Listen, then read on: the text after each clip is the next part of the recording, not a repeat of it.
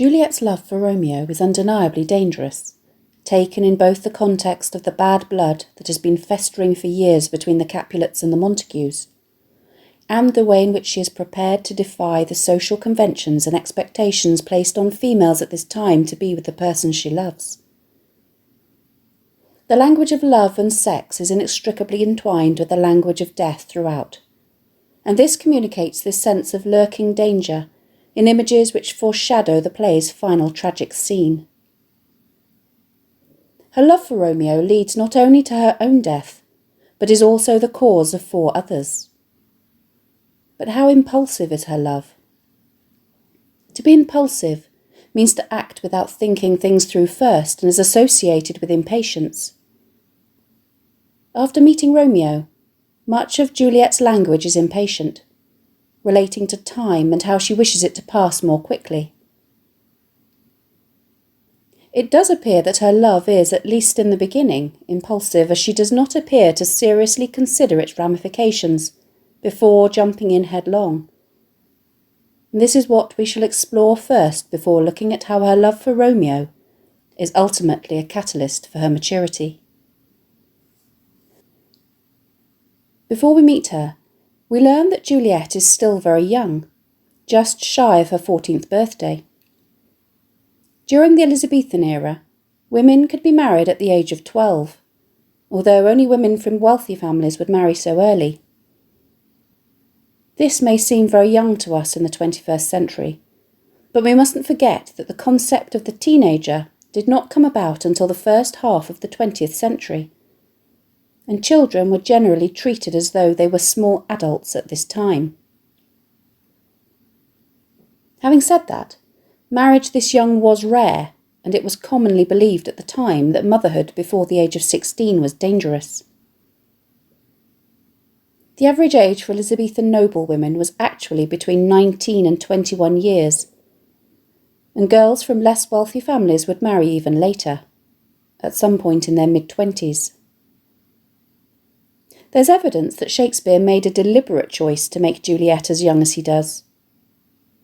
In his primary source, the poem The Tragical History of Romeos and Juliet by Arthur Brooke, written in 1562, Juliet was approaching her 16th birthday.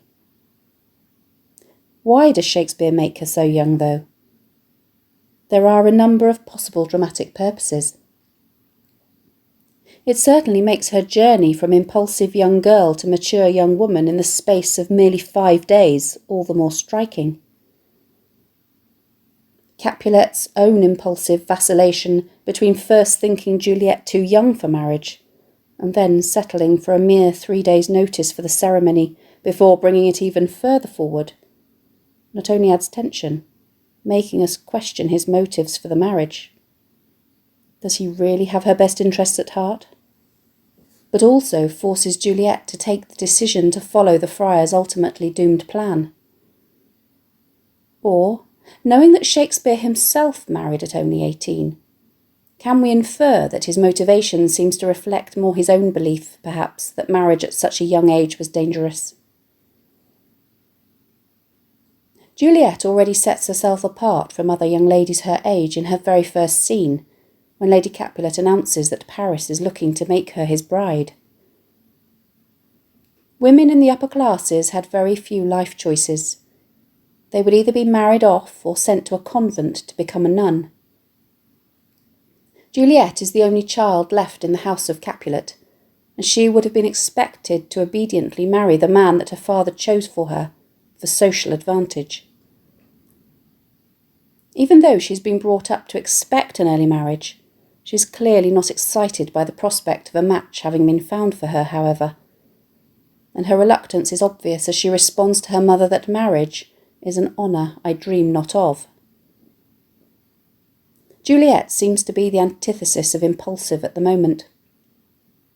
When Lady Capulet asks her if she thinks she will like Paris, her tone seems quite measured as she responds, "I'll look to like, if looking liking move. But no more deep will I endart mine eye than your consent gives strength to make it fly."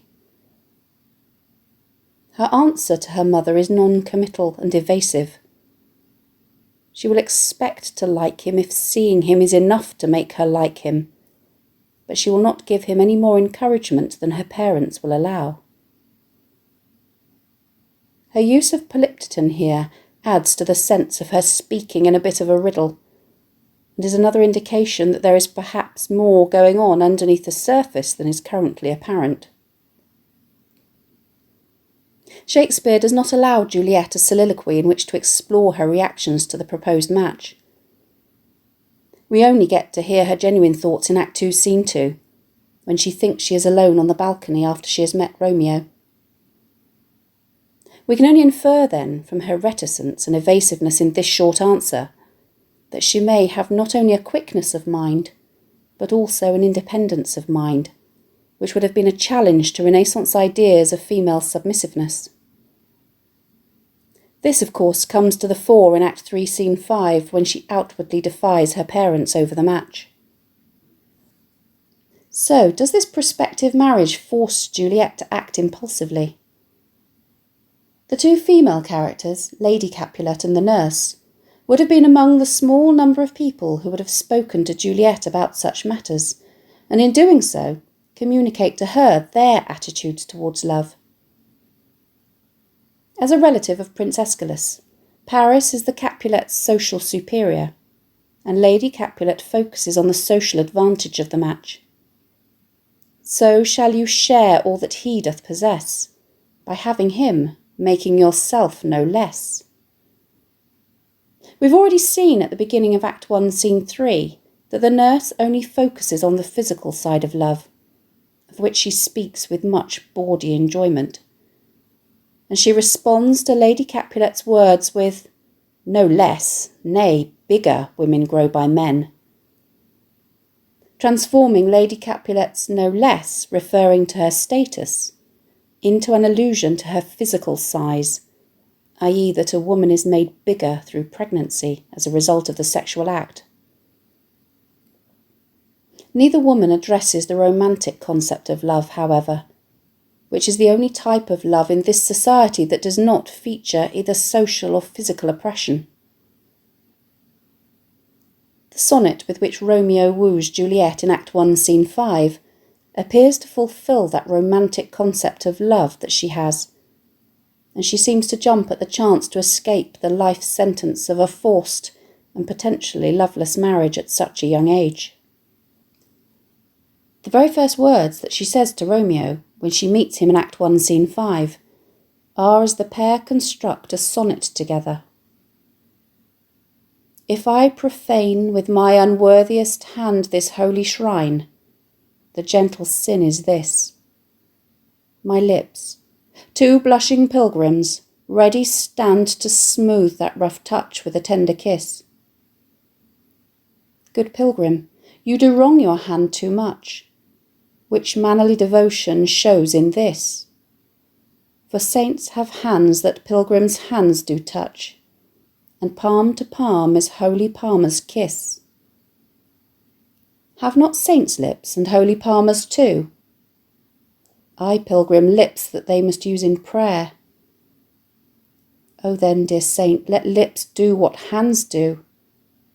They pray, grant thou, lest faith turn to despair. Saints do not move, though grant for prayer's sake. Then move not while my prayer's effect I take." Shakespearean sonnets are a poetic form with 14 lines written in iambic pentameter, with an A, B, A, B, C, D, C, D, E, F, E, F, G, G rhyme scheme. Their typical subject during Elizabethan times was romantic love. Juliet throws decorum out the window and jumps straight in here. If we look carefully, we can see the similarity of her language to Romeo's, as she both echoes and develops his imagery as well as shares his rhyme in the latter half of the poem. This is clearer if we look at how the sonnet is structured. Romeo takes the first quatrain, Juliet the second. In the third, only 3 of the lines are Romeo's, while Juliet takes one. The final rhyming couplet is shared equally as Romeo responds to Juliet's permission to kiss her. Does this sharing of language and sonnet structure reveal that she is in tune with him? Or does this show that already he has an influence over her? What is Juliet doing? Romeo may be the instigator here, but Juliet does not hold back, even though social convention would dictate that she should. She doesn't ask him his identity, even though she knows that she is supposed to be there to see if she likes a prospective bridegroom.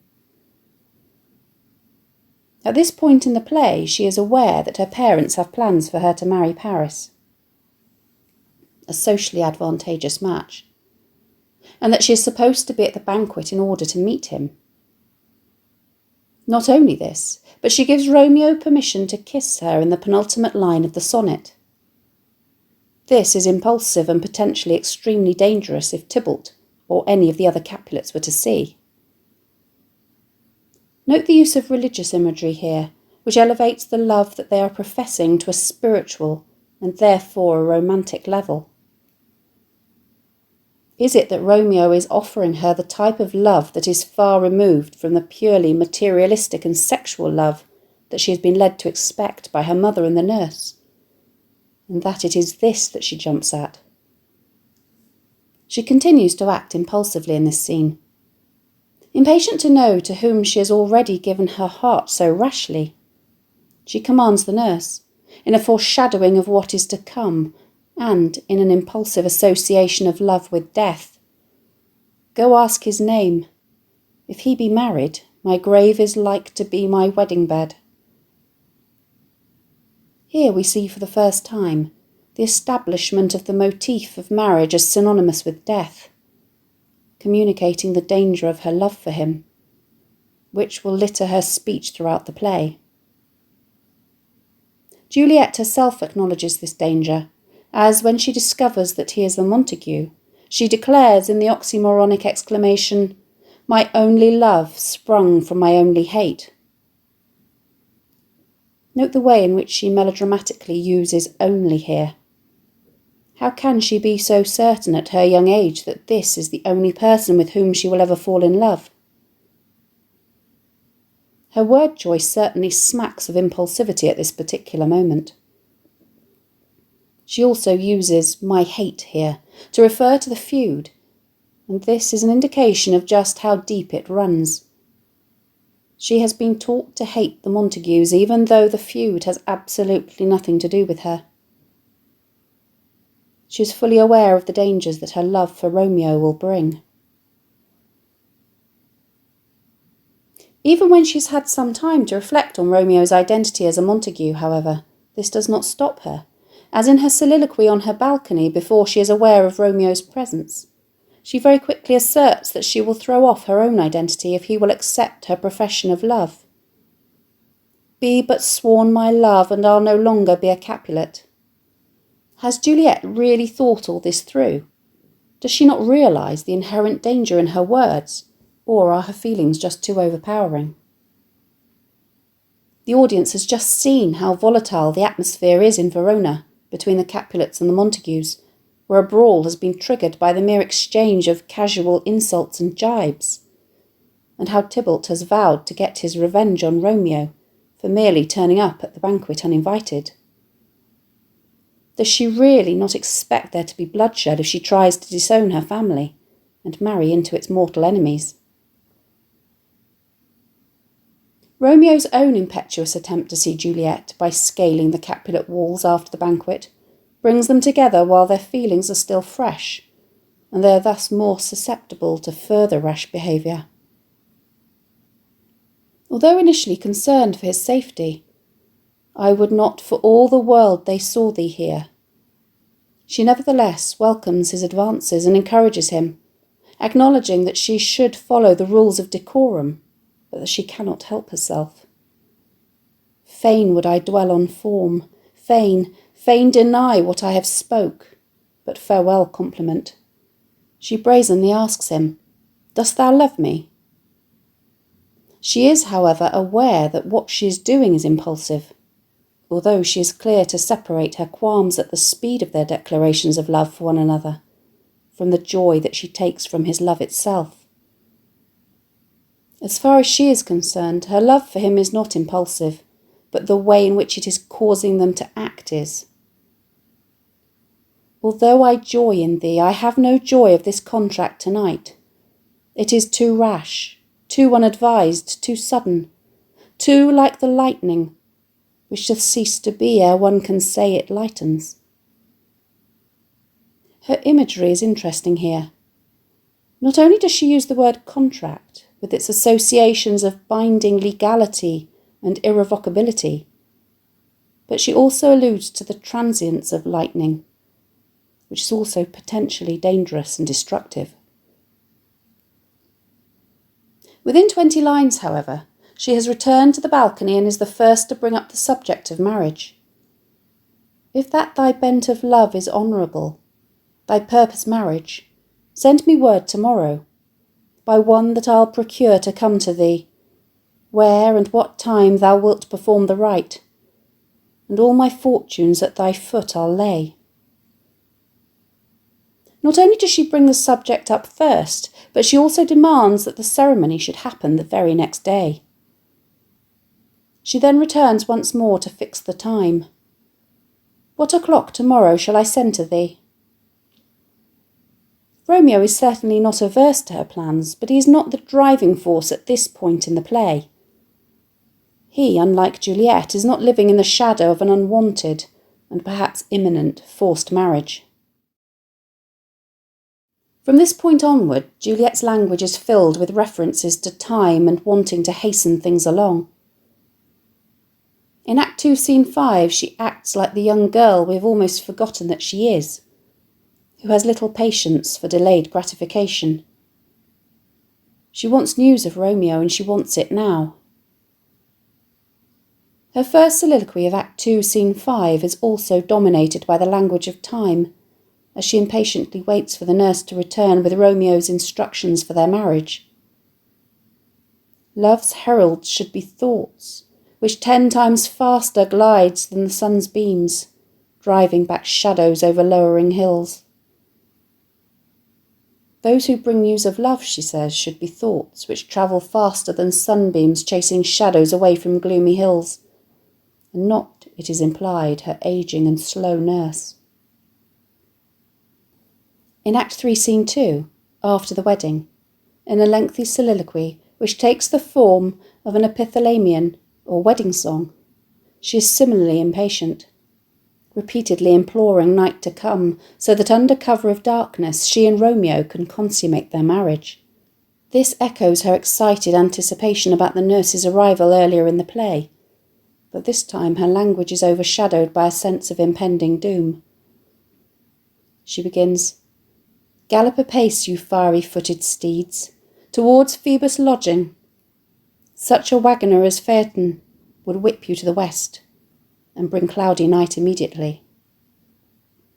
Her use of imagery is worth exploring here. Not only does it communicate her impatience and impulsivity, but also the danger and tragedy that this love will bring. The fiery-footed steeds to whom she refers are the horses who drew the chariot of Phoebus Apollo, the sun god, across the sky, and so she is impatient that they should speed towards his lodging or his bed. Phaeton was Phoebus Apollo's son, who took his father's chariot, but, failing to control the horses, threatened to set the earth on fire. They knocked him out of the chariot, and Zeus struck him dead with a thunderbolt before he hit the ground. The subtext of this is that hasty and uncontrolled actions bring about calamity. After their only night spent together, Romeo climbs down the balcony and Juliet has a vision of him, in a foreshadowing of what is to come, as one dead in the bottom of a tomb. When Juliet finds out about Romeo's banishment, she acts hysterically and impulsively at first, condemning Romeo with a tirade of oxymorons, as she lambasts how he has appeared to be one thing, but in reality has been something else. Beautiful tyrant, fiend angelical, dove-feathered raven, wolvish ravening lamb, despised substance of divinest show. The nurse's next comment that shame come to Romeo marks, however, a moment of clarity for Juliet. She reprimands the nurse. "Blistered be thy tongue for such a wish." And in her next lengthy speech makes it clear that her love for Romeo means that her loyalty now firmly lies with him as her husband, and not with her family. Tybalt is dead, and Romeo banished. That banished, that one word banished, hath slain 10,000 Tybalts. Her speech, although powerful and emotional, is actually controlled and reasoned, and marks the beginning of her transition to maturity. Even her threat to kill herself is calm as she tells the nurse, "But I, a maid, die maiden widowed. Come cords, come nurse, I'll to my wedding bed, and death, not Romeo, take my maidenhead."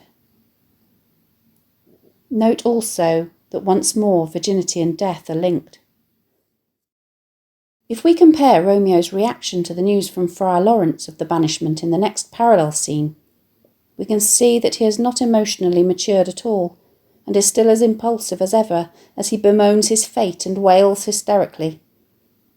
He not only blames Friar Lawrence for being the messenger, but he also ignores his calm and philosophical reasoning. Although he threatens suicide, as does Juliet, he also falls to the ground, melodramatically weeping. Juliet's newfound maturity is evident in the scene where she openly defies her parents' decision for her to marry Paris at only a few days' notice. Once more we see her skillful use of language, as on the surface she says what her mother expects to hear, while her deeper meaning allows her to, nevertheless, remain faithful to her husband.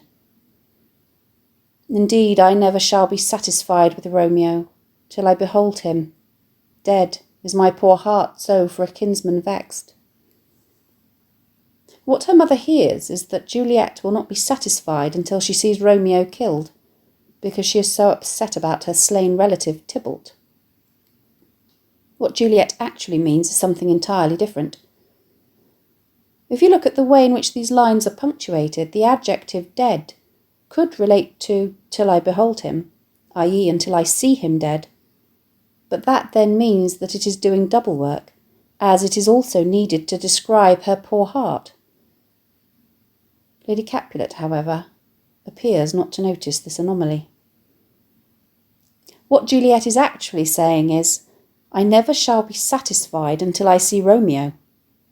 My poor heart is dead because my kinsman, my husband, is so troubled." There is also a third, bawdier interpretation which would not have been lost on a contemporary audience. In the Elizabethan era, dying was slang for sexual climax. So what she could also be saying is that she won't be satisfied, perhaps sexually, until she sees Romeo sexually satisfied. Once more, love and sex are inextricably entwined with death, hinting at its danger. When Lord Capulet enters, she manages to retain a respectful tone while at the same time remaining steadfast in her unwillingness to agree to the proposal. In answer to her father's rhetorical question, "Is she not proud?" she answers, "Not proud you have, but thankful that you have. Proud can I never be of what I hate, but thankful even for hate that is meant love." Here, her measured reasoning shows a mature ability to separate the hatefulness of an event from the love by which it is inspired. Although Juliet's decision to distance herself from the nurse ultimately isolates her and leaves her dependent upon the friar's plan, this is not an impulsive act. The nurse has betrayed her and has suggested, through her recommendation that she enter a bigamous marriage, that she should commit a sin in the eyes of God that Juliet is not prepared to do. When Juliet declares, "Go, counsellor, thou and my bosom henceforth shall be twain. I'll to the friar to know his remedy.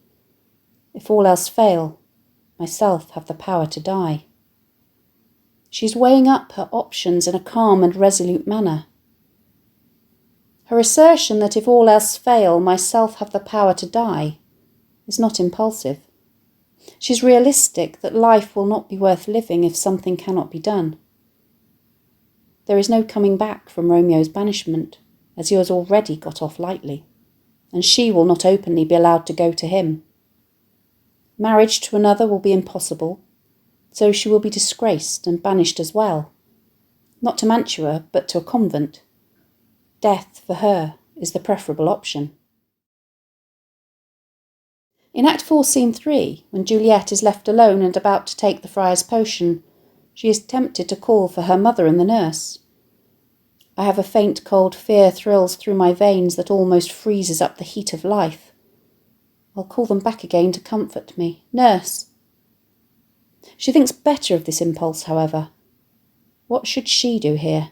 My dismal scene I needs must act alone. Come, Vile.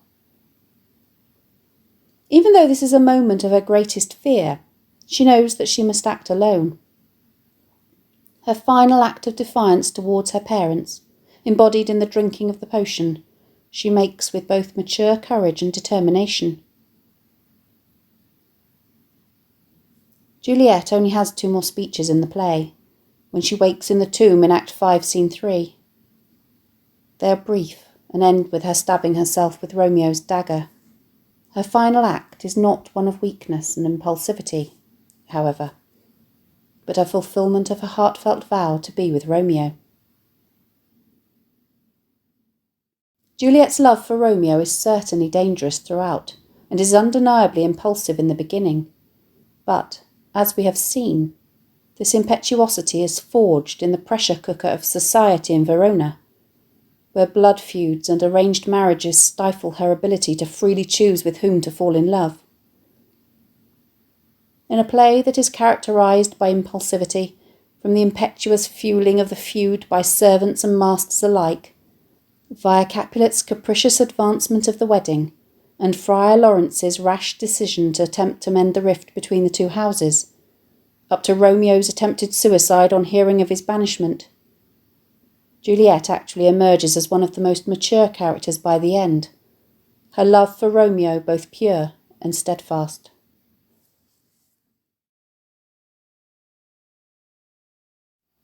Thanks for watching.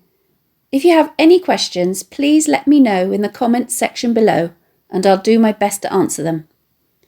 Don't forget to subscribe to my channel for more videos on English language topics and exam techniques, and English literature texts.